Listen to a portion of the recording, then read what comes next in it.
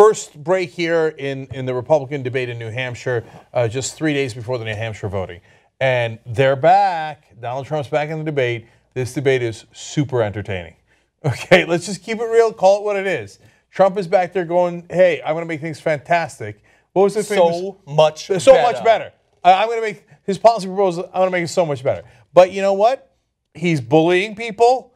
He just went like this to Jeb Bush. Shh, stop talking. He even bullied the audience. The balls on this guy. No political consultant in their right mind would ever tell you to insult the audience in the middle of a TV debate. But he did it in the context of these are the donors. I'm the only guy not taking donor money. And it shouted out during the live coverage, that's going to help him. Yes. That's what resonates. Well, it did lead to far more booing. It did.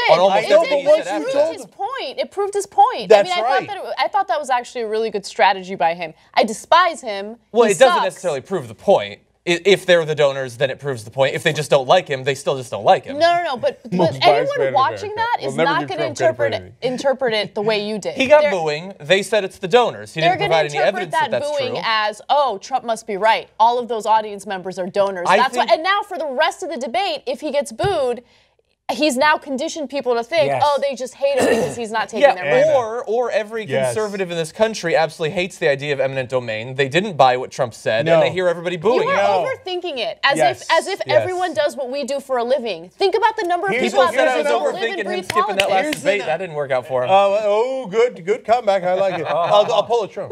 Good one. Okay. Okay. All right. Listen, for Christ's sake. Overall, I want to hit the guys who are just horrible in this debate, okay? And we'll come back at the end and do, obviously, summaries, winners and losers stuff. But Ben Carson with the longest blink in American history, the whatever that is, right? Disaster. Just stop embarrassing yourself. Get out, right? Jeb Bush with the... It's a trap. Come on, give me a break. But he brought up good points. He did bring up a good point. He jabbed him at the parking lot for Donald Trump. But it doesn't matter. Nobody heard it. The number of people, the real conservatives in America who actually care about eminent domain is like 17. Okay, they only know about eminent domain because every once in a while Mark Levin or Rush Limbaugh yell about it. But those guys, but Rush is supporting Trump, so he'll just be like, oh yeah, never mind, he was right. And then everybody was like, what was I? They don't know what eminent domain means. It's like Solyndra. What's Solyndra? They don't even know what Benghazi is. Yeah, they don't know what it is, but they care a lot about it. No, they don't. They don't have to have information to vote based on it or support a candidate based on it. If they claim that they care a lot about it and Trump speaks as forcefully as he did, they'll be like, God damn right, Trump is right. I always thought eminent domain was necessary.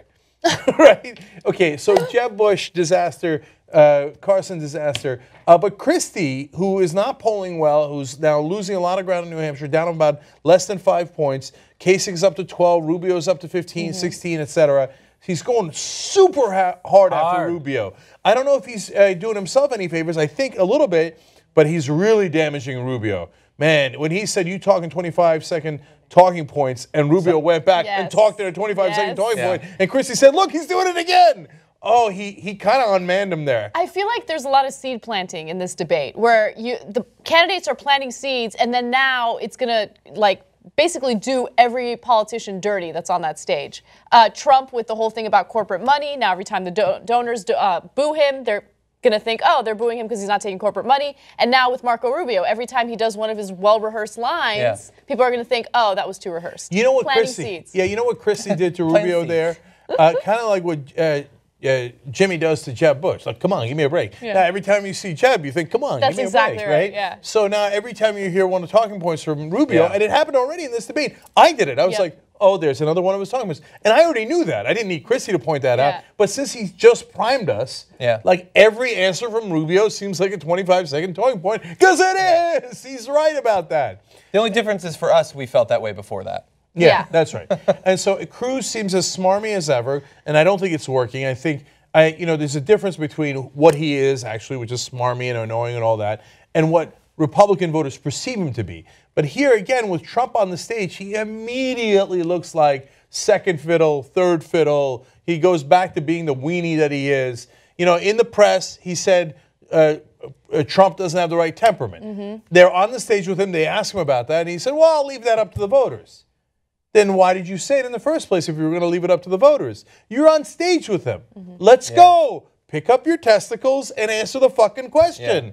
But Trump just does it every time to them. It's vaginas and testicles and Seriously, ass asses tasting and- Cenk. No, you brought up the vagina. I'm with the has- testicles and the asses. Trump has this Interesting. ability to debilitate the other candidates on there, where he is such a bully that the other candidates are afraid of him. They're afraid to stand up to him, especially Jeb. It's incredible. No doubt.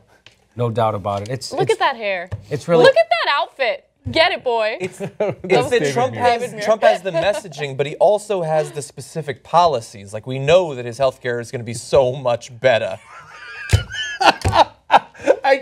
You know what his If slogan I was is? in a Western, I would have already shot the TV when I heard him say that. Okay, well, if you were in a Western, there would have been no TV.